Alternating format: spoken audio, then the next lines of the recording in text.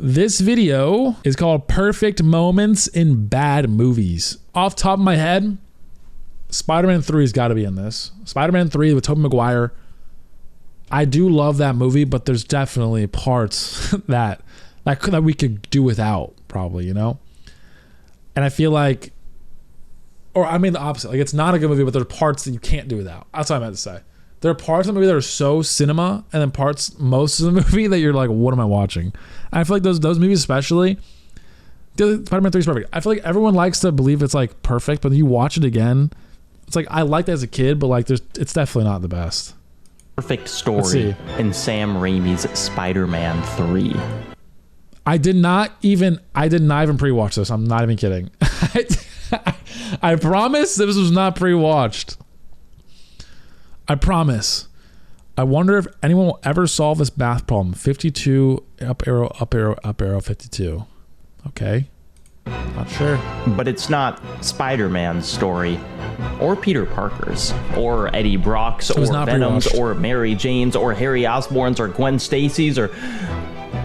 Look, to cut to the point, it's a scene that on a literal level doesn't have anyone in it. Because the scene I'm talking about is 3 minutes long, has no spoken dialogue, and is almost entirely CGI. 27 minutes and 12 seconds into Spider-Man 3, there's a scene called The Birth of Sandman that is simply one of my favorite uses of special effects. This is a great scene that I remember where I was as a kid. Like, it's like my 9/11. I know where I was when Sandman was birthed. I was in my room. I had my freaking Hot Wheels alarm clock. Electric. It was electric moment. Of all time. Climbing I don't have to do much to catch you up on the film to this point. Would you believe a man could have the powers of a spider? But the important thing is there's this guy named Flint Marko.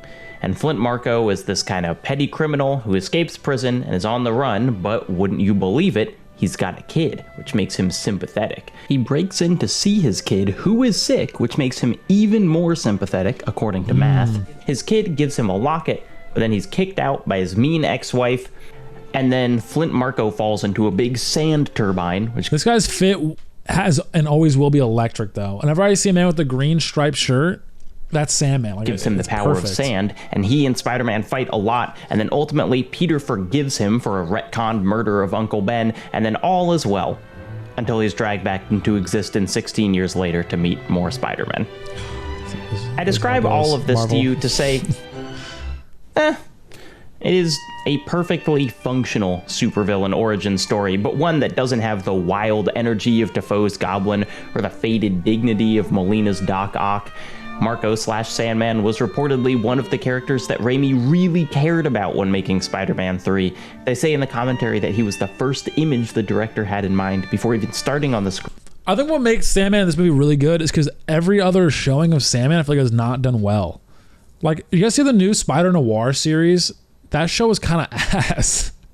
I watched that thinking it was going to be awesome, and not a part of it was awesome. The Sandman in that show was just like gravelly skinned, and when you shot him, nothing happened. Like, that was all. And yeah, sure, he's sand, but it didn't even look like he was sand. He looked like he had gravel for skin, and he never did anything with the power. It was the most confusing thing ever. But he ultimately that show just wasn't that good by the movie. The plot to Spider-Man 3 was heavily affected by studio execs pushing to include fan-favorite characters, and ultimately, I think the final product feels like a bunch of individual pieces of different movies rather than something cohesive. But I could see that. Existing amongst all those pieces is that 3-minute special effects scene, and finally, I can tell you why it's so wonderful. Actually, sorry, one more thing. I'll be showing lots of clips from it, but I can't show the full thing in order here or include the music because I'll get shot down by YouTube. The whole I always loved Sandman, bro. This was so cool to me as a kid. Clip is on YouTube, though. I've linked it below, so maybe check that out before this section. So the scene in question starts with such a macro close-up shot that it's not immediately clear what we're looking at. This looks like the bottom of a fish tank in 420p. Boulders, maybe. This is so low poly. But the shot pulls back and back and back until it's clear that each boulder was an individual grain of sand, a surreal reminder that sand is actually just tiny little rocks, and we watch the grains We're really pushing it here with a surreal reminder that sand is just tiny melt rocks. into Awesome. tides, moving like liquid, a process almost like, reminiscent of geologic eras, so different sections building up and eroding away, and out of that primordial heap rises, well, not a man, not even really the silhouette of a man, but because our brains are so tuned to finding those person-shaped patterns, we can see shoulders and arms and a hollow skull. The shape collapses and the pile is still for a moment before another form, undeniably sapien, rears up from the sand, almost Gollum-esque, formed from the earth. The shape takes a breath. This guy does kind of read like it's slam poetry. I'm getting into it. It's the only recognizably human sound in the whole sequence. It pitches forward and seems like it may collapse into nothing once more, but instead the shape rises, continuing to assemble itself. It pulls arms out of the sand with bulky mitts on the end, holds its head between them in quiet horror. And then, a since unseen part of the pile, perhaps unearthed by the creature's shifting tides, a locket, propped quietly upright, an arm's length away. It reaches for the locket, and this is when the it becomes he, because now the pile is undeniably Flint Marko, fueled by the same motivations as his terrestrial self. He reaches for the locket, but it cuts through the sand, far more substantial than this amalgamation of a man. Oh, it's a so small, sad. Pitiful moment. What happened? I stopped playing the shooter and then I started watching the video. His efforts, stretching out his arm again, and in the same way the grains cut geologic eras into the pile, his arm seems to go through millions of years of evolution in seconds, from clumsy mitts to long, delicate fingers. He plucks the locket out of the refuse. This action, this success, gives him the strength to move. What annoys me the most about this is like, this looks good. And I feel like CGI has looked worse than this. And this was like 20 years ago. Like, there's some movies, even in Marvel, where the CGI looks worse than this. Forward, he rises from the heap, still made of sand, but somehow now separate from it. The Sandman stumbles once more and echoes first collapse, but now the setback is only momentary, and he strides forward, each individual grain now invisible within the confines of Marko's almost human body. How does the shirt come back? How does he get the clothes back? Would he not be like just naked? And couldn't he now make his dick as big as he wanted it to be? He could just sand it up. I mean, I guess you can't really use it, right? Because I feel like that wouldn't really work. Become mud. This is, I think, pretty sad. A perfect scene. This is the riveting kind of commentary you need when this is why you come watch me. It takes us through a complete plot arc, one that's simultaneously incredibly personal and almost a shorthand for the entire human experience, from unconscious unknowing to horrified sentience to determination and ultimately self-actualization.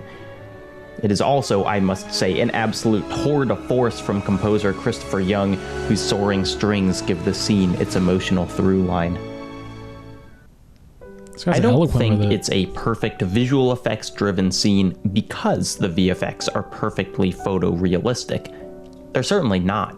Almost 2 decades since release, it's easy to see some of the cracks in the artifice, particularly with the slightly off texturing of the individual grains and some of the movement of Marko's body. However, it speaks to the scene's direction that this just doesn't bother me. The effects are attempting to accurately depict sand, but that's a secondary goal to telling a story. I'm more than happy to let photorealism take a backseat for the sake of effective storytelling. Actually, if you'll permit me a real interpretive leap, there's a way that the lack of photorealism actually helps the scene. This feels like a philosophy major got a hold of movies, and I do like it. But like, yeah, I can see how this is construing into a life.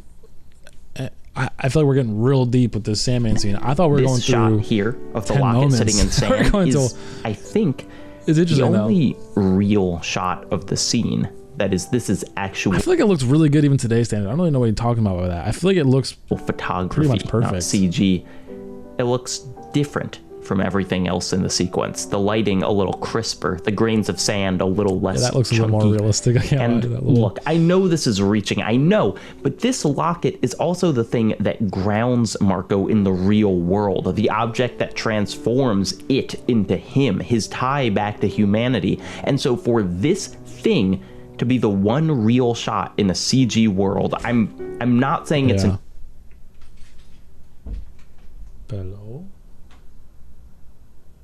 What the fuck just happened? Huh? I don't know what just happened. Intentional, but it is thematically pretty elegant, right? Right? In the modern era of blockbusters, it's hard to conceptualize the effort that goes I never saw Life of Pi. Is Life of Pi good? Into special effects. While still beyond the abilities of almost all of us, more classic effects like matte paintings, miniatures, and puppetry are at least understandable. They're physical objects made with tools we recognize. But I think one of the more unfortunate symptoms of effects simply being done on the computer is the landscape of VFX feels flattened out.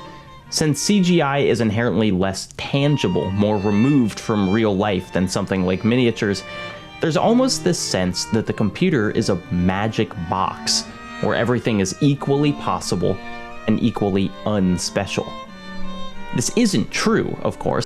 Annihilation was an okay movie, by the way. I watched that. It was not that exciting. I thought Annihilation would be better. I kind of like the twist at the end. I think maybe I'm just not super philosophical when it comes to movies and stuff. I don't know. It depends. I feel like sometimes I can get into a movie and be like really deep on it.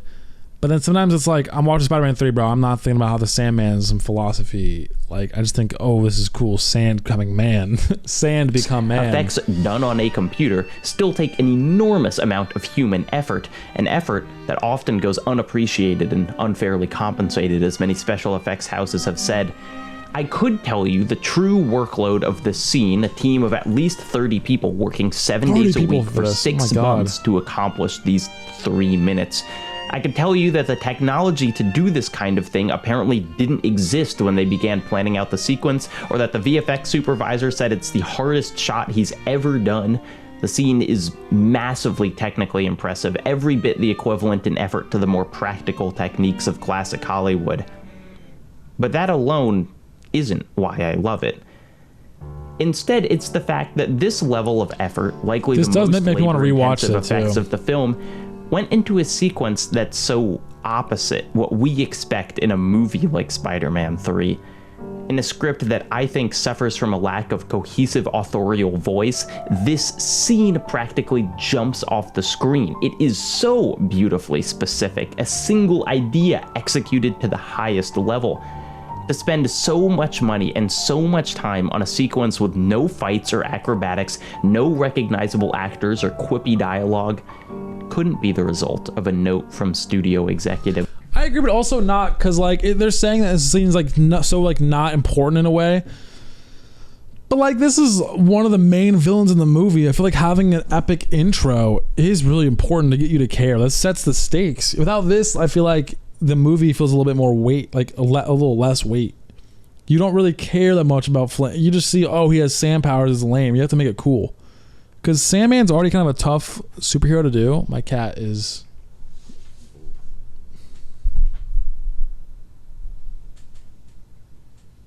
Hello, kitty. Sorry. My fault. It's a sequence where I can see the painter's hand. Or rather, the dozens of hands of a unified team of painters all working together towards a singular goal. Now, I doubt lack of authorial voice is... Switching over to the Wii theme is that's not what I was expecting. That even the harshest detractors of the Matrix sequels would level at those films. I never saw Matrix. Am I crazy for that too? Of all the problems that folks... I feel like I get the gist. might have with Reloaded and Revolution's strange pacing, rubbery fight scenes, long monologues from vampires, I don't think any of these stem from the Wachowskis having too little creative control. Okay, maybe I am crazy. Like with Spider-Man 3, I'm not really interested in interrogating whether these movies are quote-unquote good or not. And even if I was, I'd just direct you to this video from Sophie from Mars and Sarah Zedek, which does that better than I ever could. Instead, the part of the Matrix sequels I'm fascinated by is, like the Sandman sequence, just one of those scenes I've never been able to get out of my head. How can you be so artsy-fartsy but not seen one of the best trilogies of all time? I'm so artsy-fartsy that I can't have watched The Matrix. How could I have not watched it? Bro, I don't know. I feel like Matrix is like an artsy. I'm not like a film artsy-fartsy. I've never really been like I'm not a huge movie buff. I feel like at the end of the day, man, I watch movie, I think it's good or I think it's bad, and then I move on. But like I don't know, I've never really had this like this movie like buff to me where I've never seen like Quentin Tarantino movies. I've never seen Pulp Fiction, like these like classics people talk about. I just haven't seen them. Perfect couple of VFX driven seconds in an otherwise crowded film.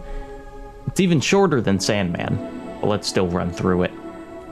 So, much of the way through the Matrix Revolutions, Chosen 1 Neo and Chosen 2 Trinity have taken a ship and are on their way to the Machine City in an effort to negotiate with the machines and save Zion, the human resistance base. I feel like I'm jumping into like a crazy universe I know nothing about, because like, what are we talking about right now? Just before this, in a fight with Bane, Neo has been blinded. I got the gist. I don't know anymore. Trinity drives while Neo rides passenger and tries to vibe out where to go.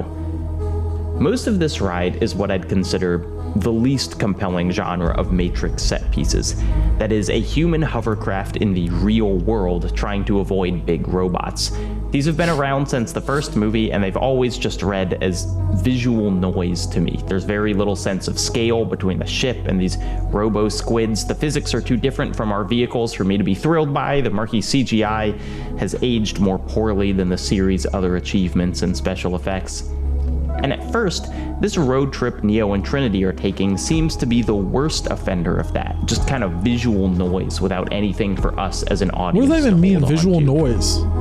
Like he's saying just like stuff that's on the screen that doesn't really matter. It's just like nothing. Is that what he's saying? And then... The Matrix? Okay, I should watch The Matrix then. I'm curious how many of you already know where it. This is going. I watched this movie recently just for kicks, and then obviously many more times while writing the script, but even before that, with probably a decade between viewings, this scene stuck in my brain with such clarity that it almost superseded everything else about it. To me, this wasn't the culmination of the Matrix trilogy or the movie with Neo's climactic confrontation with Smith. It was... Like, whenever I see scenes like that where he's just like fist fighting a balding dude in the rain, I've never like... Holy, I have to watch these movies. I just don't get it. Trinity and Neo are flying towards this impassable barricade of machines, and they're facing this wall of explosions. I'm sure it is good, and though. Trinity says, what do we do? And Neo is like, fly up. And so they do. And while they're ascending, the music is too building up and up and up. And then they break through and whoosh. Ooh. That was pretty. This scene is 15 seconds long. They break through the clouds. There's a shot of the ship in the sky, a shot of the light on their faces, and a shot of the sky through the cockpit. Trinity says, "It's my favorite scene in the movie." Much like Sandman. Is that movie you can't see the sun ever? Is that why it's cool? It does look pretty though. Is how little context you need for it. We don't need to understand why they're going to the Machine City or what's going on with Smith or any of the other more confusing bits of the movie. You just need to get, holy cow, sky's pretty. Yeah, that's all I did. He knows exactly what I did, bro. It's literally me. Oh, sky pretty. So too. But unlike Sandman, this sequence above the clouds is really bolstered by its context in the series. Because I think the movies know that these real-world sections are kind of ugly and kind of exhausting. It's the desert of the real. Throughout all three movies, we've been repeatedly taught that the world outside the Matrix is dark and cold and desolate. It's what makes the decision to live outside the Matrix so meaningful, because you're giving up all the luxuries of the computer program to fight for the Chad, would you rather be in a computer program of pure happiness or live the real world, but it's complete torture? I feel like I would rather just live in the computer simulation and be happy. As long as they simulate that I'm a fucking huge Twitch streamer, we're okay. I feel like we've struck an agreement here, if that's the case. Possibility of true freedom.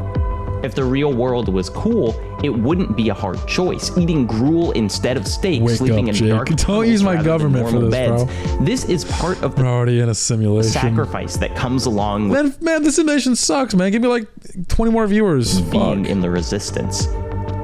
And it'd be easy to internalize with the relentless grimness of these places that this is all the world could be, that choosing to live outside the Matrix is and will always be this drudgery. But that is a lie.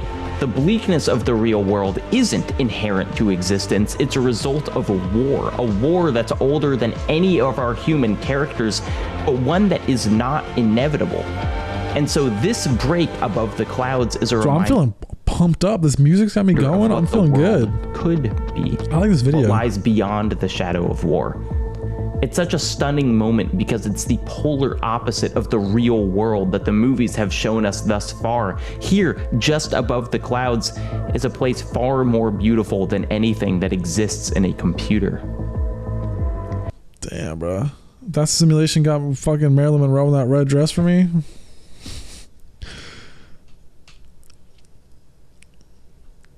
What's happening? It also makes Trinity the bro. I'm sorry. I thought I hit play, bro. I was so scared. Maybe I am a simulation, only bro. Human alive who's ever seen natural sunlight. I'm pretty stupid. Nothing inside the Matrix counts as natural, nor does the artificial lighting of Zion. It makes her subsequent death all the more moving. Yes, she dies, but she dies knowing what's possible after this endless war. Those seconds above the clouds are what makes her death hopeful within its tragedy. In terms of the effects themselves, spoilers, nothing here is nearly as complex as animating millions of grains of individual sand. The more technically impressive scene comes seconds before. A huge line of machine titans, thousands of explosions, robot squids and hover pads, and enough spectacle to be Does this guy have the force? What is happening? Completely overwhelming. I didn't realize and though we stand like by it being a visual noise, it's noise that makes this quiet stand out even more. The VFX in the shot are relatively simple. A 3D model of a ship, a matte painting background, a cockpit interior with a green screen. And yet this too can represent the culmination of thousands of hours of work from a team of artists who created. I have so much respect for the creators of this that were able to make something like this interesting on those computers back then. Like that's both the moment insane to do that on those big ass computers. All of which combine to lend this so much impact.